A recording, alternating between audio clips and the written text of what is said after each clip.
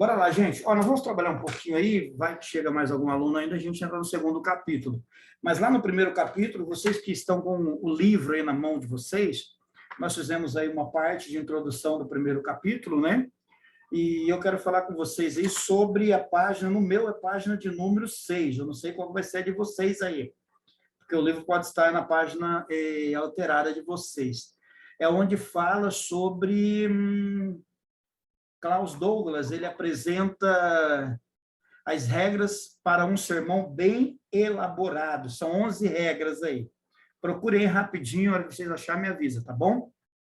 11 regras. Na minha está na página 6, pode ser que a de vocês seja na 7, não sei. 11 regras, tem uma numeração aí no livro de vocês, nesse livro aqui, gente, ó. Tá aqui, tá bom? Na página 6 no meu. Alguém já achou aí para me ajudar?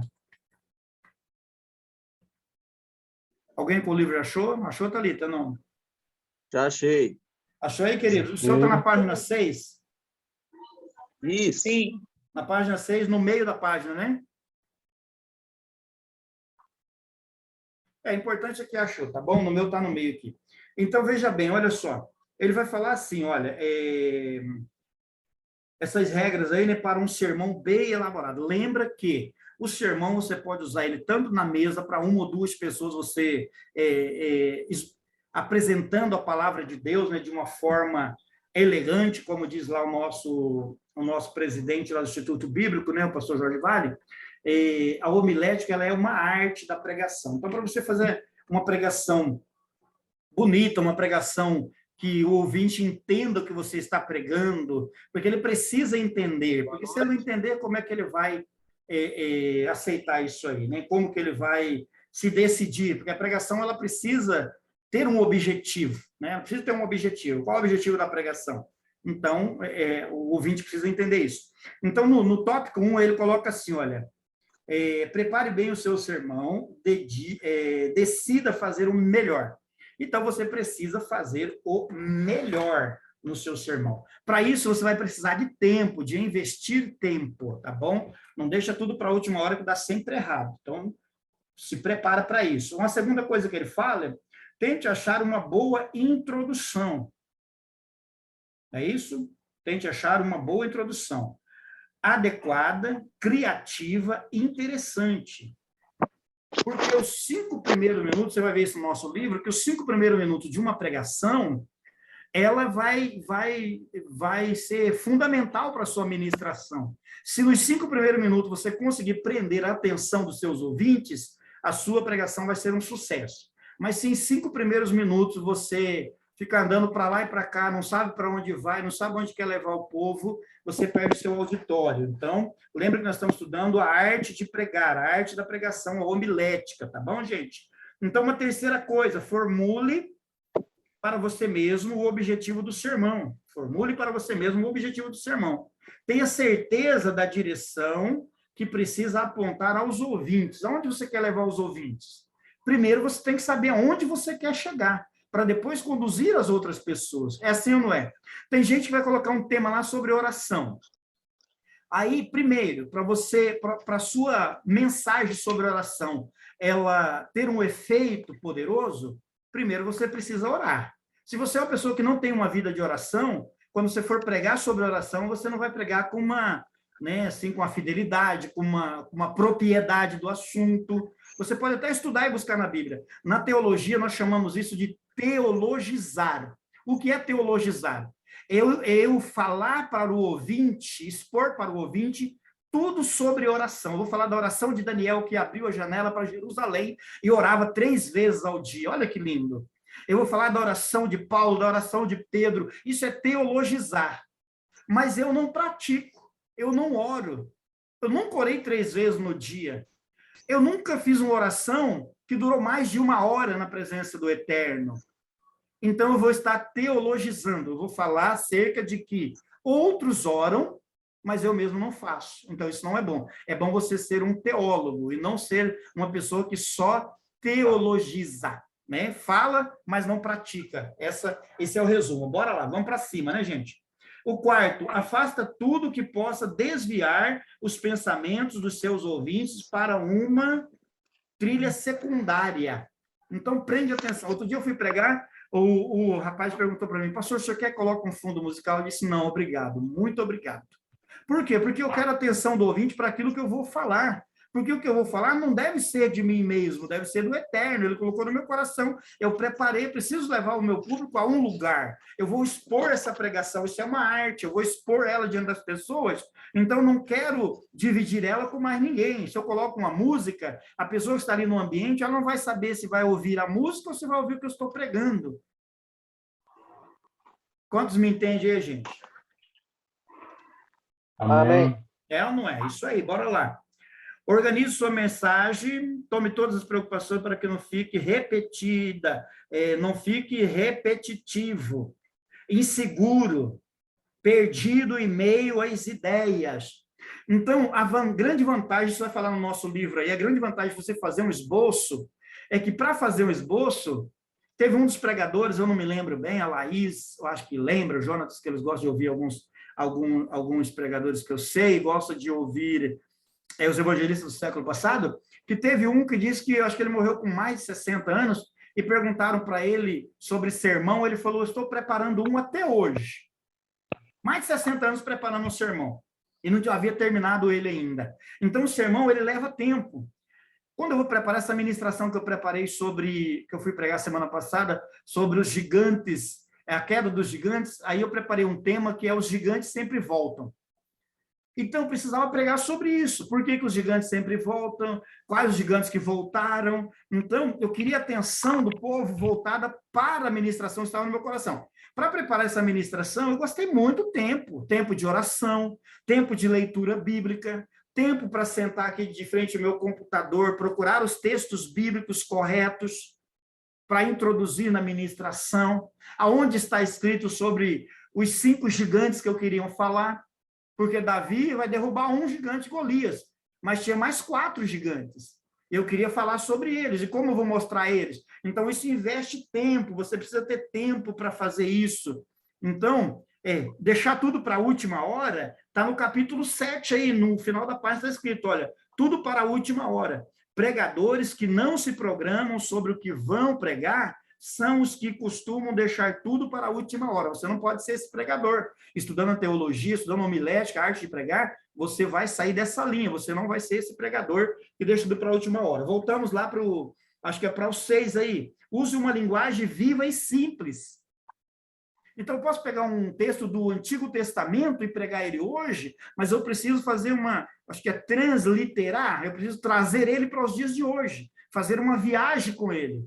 Pegar ele lá do Salmos 23, do tempo de Davi, e aplicar ele nos dias de hoje, no que está acontecendo hoje, na Ucrânia, na Rússia, o pastor da Rússia, você lembra que nós falamos que os líderes da nação eram pastores também? Então, o pastor da Rússia,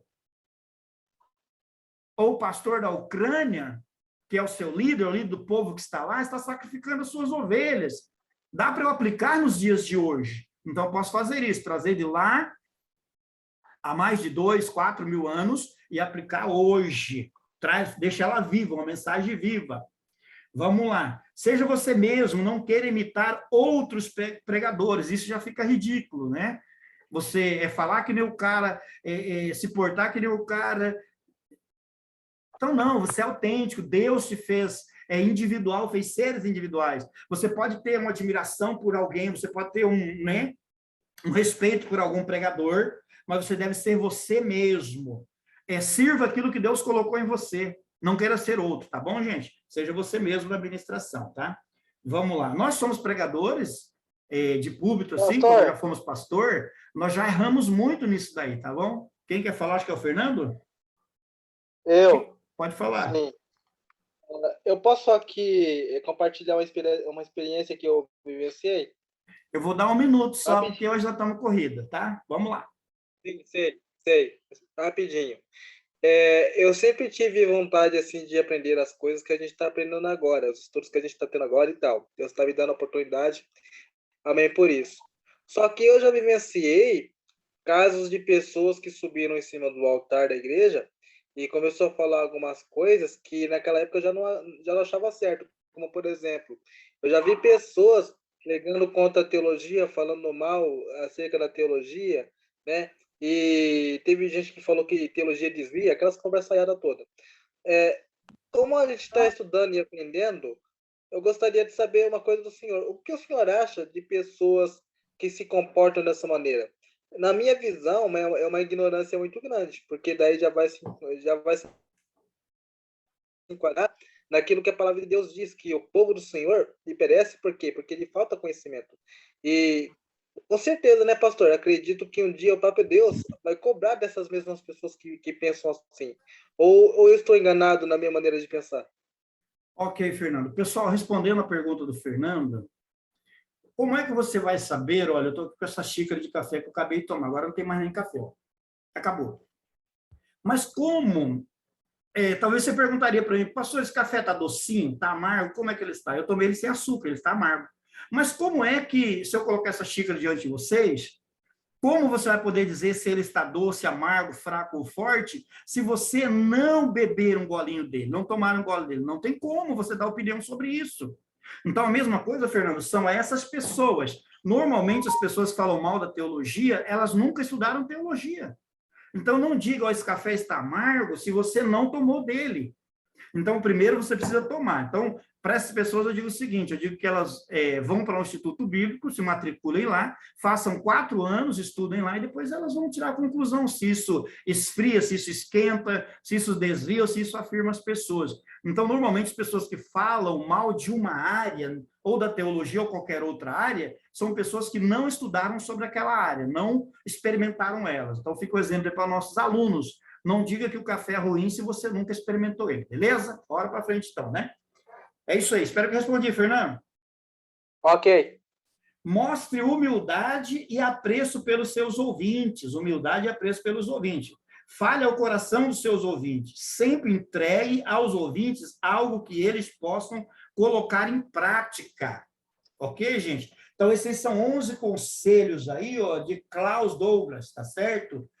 São essas regras aí do sermão bem elaborado. E aí, o que acontece? Às vezes eu preparo um sermão, embora estando em conexão com Deus, embora estando ligado com Deus, e sabendo que Deus deu a revelação daquele tema, quando eu chego no ambiente, o Espírito de Deus que habita em mim, ele vai me orientar. Então, tem coisas que eu anotei ali no esboço que não vai dar para eu aplicar ali, que eu vou ter que traduzir palavras difíceis de interpretação. Você vai olhar para o público, você vai ver que é um público mais simples, uma linguagem mais simples. Então, Jesus, quando ia pregar para uma linguagem mais simples, ele falava para o agricultor, ele observava o povo pela roupa, pela maneira, e pelo Espírito Santo que habitava nele. Então, ele via o povo. Esse povo é um grupo de agricultores. Eu vou falar sobre o que com eles? Vou falar sobre os grandes pensadores da Grécia? Vou falar sobre grandes, né, estudiosos? Não vai dar. Então, eu vou falar sobre o quê? Eu vou falar sobre o grão de trigo. Olha, o grão de trigo caindo na terra, se ele não morrer, ele fica só, mas se ele morrer, ele produz muitos frutos. Então, ele vai trazer a ministração para que os seus ouvintes entendam, porque as pessoas que estão ali precisam entender a mensagem para poder receber ela. Senão, como é que essas pessoas vão... como é que elas vão entender o que Jesus está falando? Embora o texto que eu acabei de citar, Jesus falou para um pessoal que veio falar sobre os gregos, que vieram ouvir a ele, né? Mas ele não liberou, ele liberou essa palavra, uma palavra simples, para um povo complicado. Mas uma palavra simples deve ser também para um povo simples, tá bom? Talvez você tenha um pouquinho mais de entendimento, vai raciocinar e vai falar, não, pastor, mas essa palavra foi para os gregos, né? Os caras eram bons de letra, não, por isso que eu estou dando esse respaldo aí, gente. Bora lá, então. Então, nós vamos para o nosso capítulo 2, eu queria falar isso do capítulo 1 lá. No capítulo 1, você estudando, você vai ver sobre um sermão de Pedro, de Atos 2, ele vai estar falando do sermão de Pedro lá, olha, é um sermão temático, né? Se não me falha a memória, ou não. Deixa eu ver aqui, eu acho que é no nosso agora que vamos entrar. É isso aí. Com o livro na mão, você estuda o capítulo 1 com mais profundidade, tá bom, gente? Vamos para o capítulo 2 aqui, que já deu um respaldo lá, ficou bom para o meu entendimento. Tá pulando aí a sua tela? Está aí, olha, a ética na homilética. É isso que está escrito? Me ajudem aí. Isso A ética, mesmo. a ética na homilética. Bora lá, então. O propósito desse capítulo, isso, olha aqui, ó. O propósito desse capítulo é o de sintetizar os aspectos relevantes no que tange a atuação do pregador no púlpito. Traduzindo o comportamento do pregador no púlpito. O uso do púlpito e a postura do pregador vai muito além de qualquer texto escrito. E devido à importância desse assunto, abordamos alguns fatores, tanto na ótica da autoridade espiritual, quanto no de itens importantes associado à comunicação verbal e à expressão corporal do pregador. Então, o que é a ética na homilética, né? A ética é aquele padrão que você não vai, por exemplo, ficar depreciando outros pregadores de outras maneiras, né? Outras coisas no púlpito. Não vai usar o púlpito para atacar uma pessoa, não vai usar o púlpito para atacar um assunto que aconteceu, talvez, com algum irmão na igreja, a pessoa já vai e ataca. Isso mais voltado para um pastor ou aqueles que estão ministrando local. Mas a comunicação verbal, a leitura bíblica, no momento da leitura bíblica, você ter aquele cuidado de ler o texto. Por exemplo, a maioria dos nossos pregadores, eles leem apenas um versículo, né? Ou uma palavra-chave daquilo que ele quer pregar. Já preguei muito assim também. Mas o ideal, o correto, é que você faça uma leitura completa do texto. Uma leitura completa do texto. Mas, normalmente, no Brasil, nós não temos tempo hábil para ministração.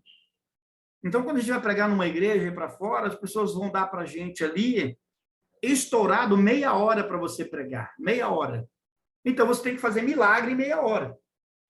Então, não dá para ler um texto completo, né? Então, você vai ter que ler um tema-chave ali, uma palavra-chave, vai ministrar em cima daquilo ali. Mas o correto, essa expressão verbal, é você ler pausadamente, né? Você fazer uma leitura que as pessoas entendam, embora elas estejam com a Bíblia na mão, para que elas entendam o que você está lendo. Ter a paciência de esperar que todos abram a Bíblia, encontrem o capítulo. Normalmente, a gente já vai lendo, a pessoa está folheando a Bíblia ainda, nem achou onde é que é, e a gente tem que ir lendo, porque a gente tem que correr, porque o tempo é pouco, não dá um tempo hábil. No Brasil tem esse defeito terrível. Não é que nem em outros países você tem 1h30 para pregar, 2 horas para fazer uma pregação. E aí, para muitos no Brasil também, se der 1 hora para pregar, a pessoa não vai ter pregação suficiente para 1 hora. Mas para quem é aplicado, para quem prepara um sermão, para quem busca em jejum e oração, está alinhado com o Espírito Santo, 1 hora é pouquíssimo para você desenvolver uma palavra, uma ministração. Se você se preparou para aquele momento. Agora, para quem não se prepara, deixa para a última hora, 1 hora é muito tempo, o cara vai ter que inventar moda, vai ter, como o dito popular, vai ter que encher linguiça. Mas vamos lá, a comunicação verbal, a expressão corporal fala muito. Dizem que a expressão corporal vai falar mais do que as palavras. Por exemplo, quando eu comecei a pregar na igreja, tinha um presbítero que hoje ele já está na eternidade, e quando eu ia pregar, eu fazia assim, ó, estão me vendo esse dedo aqui, gente? Esse é um dedo de profeta, é um dedo de indicador, mas também pode ser um dedo de acusação, um dedo de acusador. Então, quando eu ia pregar, eu pregava assim, ó, dá-lhe dedo, pá, pregava assim. Esse presbítero, muito zeloso, ele me chamou e falou assim, olha, jovem, você tem uma mensagem interessante, mas a sua expressão corporal está meio estranha. Porque quando você fica fazendo assim, ó, parece que é uma arma, sei lá, está apontando uma arma para alguém. Parece que você está apontando a pessoa, aí você aponta a pessoa, é um dedo para cima, 3 contra você, voltando. Não está legal isso aí, você poderia melhorar isso aí. O que eu observei você, esse gesto não está legal. Expressão corporal. Ok, a partir daquele momento eu vi o presbítero, o ancião da igreja, mas eu não conseguia. O que eu fiz? Eu adotei o sistema, coloquei um lenço na mão. Eu usava lenço para enxugar o suor, coloquei um lenço na mão, comecei a pregar com um lenço na mão para poder resolver esse assunto que não era legal para as pessoas que estavam me vendo pregar. Então, a expressão corporal é muito importante. Já havia um outro presbítero nosso que ele pregava e ele fazia assim no momento da pregação. Quando vocês estavam me vendo assim, esse zerinho, isso, ele fazia esse zerinho de frente assim, ó. Então, ele ia pregar, ele ficava fazendo assim, ó, né? Como se estivesse jogando um ioiô, alguma coisa assim, mas com esse zerinho mostrando, com essa coisa assim, que para nós, na nossa nação, é um ato também pejorativo, né? É um ato que não é legal. A mesma coisa o presidente falou para ele, rapaz, você até prega mais ou menos, mas esse negócio que você fica mostrando isso aí não fica legal. Então, dê um jeito nisso. Quer dizer, a expressão corporal, nós tivemos alguém que estava nos ensinando como nos expressar melhor naquilo que nós estávamos fazendo. A mesma coisa, o pregador deve ficar atento, né? Nos vícios de linguagem, né, duas palavras, o cara, né, duas palavras, né, é o ponto de apoio. A pessoa se sente seguro nesse ponto de apoio. Fica, né, tá palestrando, daqui a pouco ele volta no né. Palestrou mais um pouquinho, ele volta no né. Teve uma vez, e nas nossas igrejas também tem muito, nas Assembleias de Deus, acho que não, mas nas nossas igrejas pentecostais, as outras igrejas, tem muito, fala para o seu irmão. Ah, o diabo deu uma rasteira no cara, fala isso para o seu irmão. Aí o cara tem que repetir e tudo mais. Aí uma vez, um presbítero pregando, aí fui eu, minha vez de anotar. Eu anotei, menos de 5 minutos, ele falou mais de, sei lá, 30 vezes, fala para o seu irmão. Aqui eu já estava dando raiva.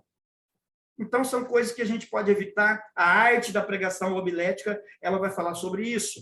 Uma outra coisa que o nosso professor também falou lá no Instituto Bíblico, quando você vai fazer uma ministração e você se apoia sobre o púlpito, você se apoia sobre o púlpito para falar com as pessoas na sua pregação. Não é legal, porque dá uma o quê, gente? Dá uma impressão, vamos mudar a palavra aqui, dá uma impressão que você está cansado, né? Então não é legal. Então você tem que ter uma postura ali, né? As suas vestes, que roupa você vai usar, roupas discretas, isso aí deve ter no manual de obreiros também, né? Instruções, ilustrações, né? As ilustrações que são referências externas ao texto bíblico e que dão suporte e vivacidade à argumentação do pregador. Então, veja bem, aquelas ilustraçõezinhas que a gente gosta de fazer. Outro dia eu fui ministrar num outro lugar e eu falei sobre a casa dos mil espelhos. Casa dos mil espelhos, uma ilustração. Agora, quando nós vamos colocar essa ilustração? Uma ilustração que ela tem a ver com a nossa pregação, que nós queremos prender a atenção do ouvinte. Então, quando é que eu coloco essa ilustração ali no meu sermão? Eu coloco ela na introdução, logo no começo, né? Dei a saudação, tudo mais, fiz a leitura bíblica, e agora eu vou contar uma ilustração para vocês, para a gente entrar no tema da palavra, naquilo que eu quero ministrar, eu vou fazer essa ilustração. Quando é que eu posso fazer essa ilustração? Como é que ela cabe melhor no sermão? Então, a orientação é essa. A ilustração, ela é melhor aceita no começo mesmo. No começo, você vai acertar fazendo ela no começo. Mas também não é proibido fazer ela no meio da ministração e também não é proibido fazer ela no fim. Eu já usei esses 3 métodos. Eu, particularmente, gosto mais dela no começo. Porque se eu vou fazer uma ilustração, eu quero chamar a atenção dos meus ouvintes para aquilo que eu estou falando. Então, nos 5 primeiros minutos, você consegue prender muito mais a atenção do ouvinte fazendo a ilustração. Fica muito mais bacana. Eu acho muito bacana. Fernando? Sim. 1 minuto, você de novo. Bora lá.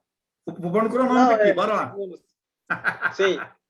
Isso seria mais ou menos como as parábolas de Jesus? Porque Jesus pregava por palavras. As parábolas seriam a mesma coisa que esse tipo de coisa? Hoje para nós, eu acredito que até serviria, sim. Até serviria, sim, como... Porque tem que ter a ver com aquilo que você vai falar, tem que ser o carro-chefe com aquilo que você vai falar, né?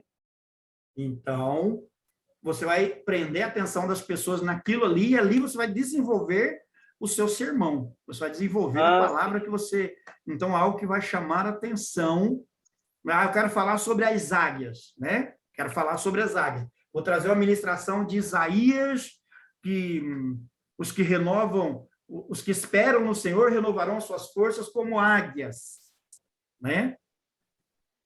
Então, eu vou falar sobre a águia. Eu vou ler o texto, aí eu já faço a ilustração.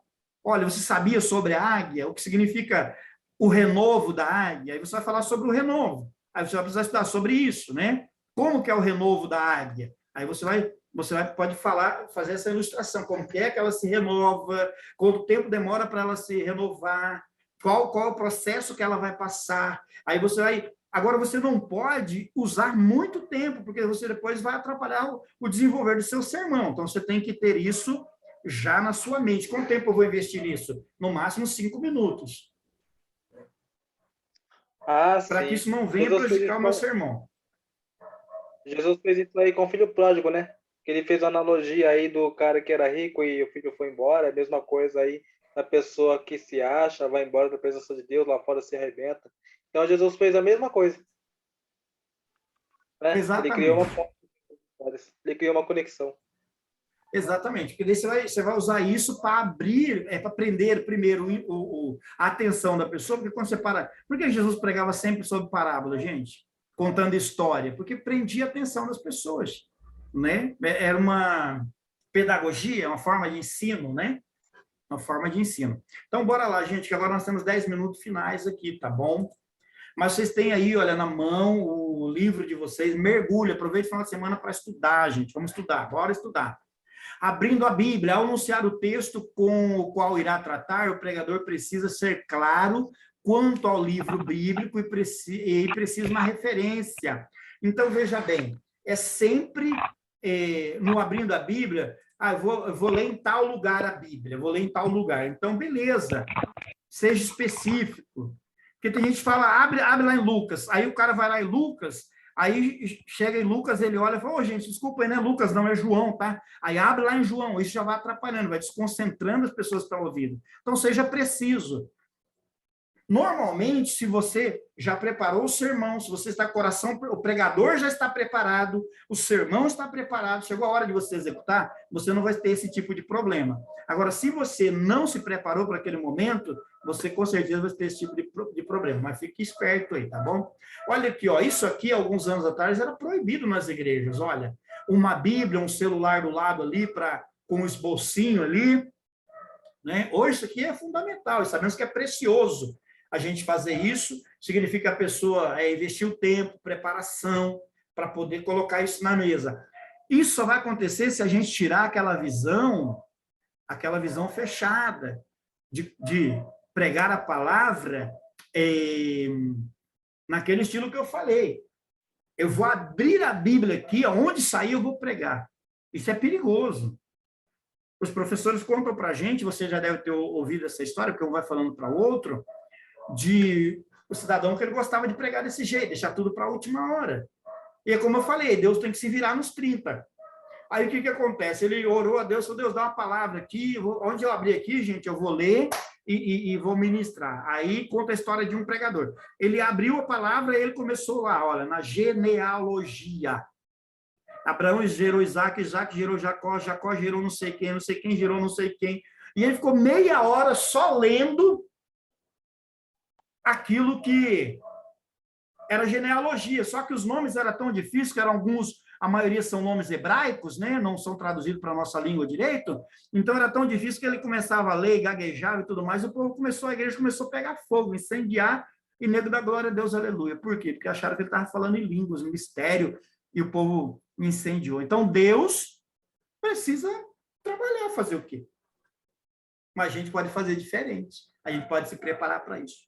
Como o outro que foi lá e abriu a Bíblia, onde daqui eu vou ministrar. Aí abriu lá, estava lá, e Judas foi e se enforcou. Tá, e agora você vai pregar sobre isso daí. Qual é a aplicação para esse povo aqui agora?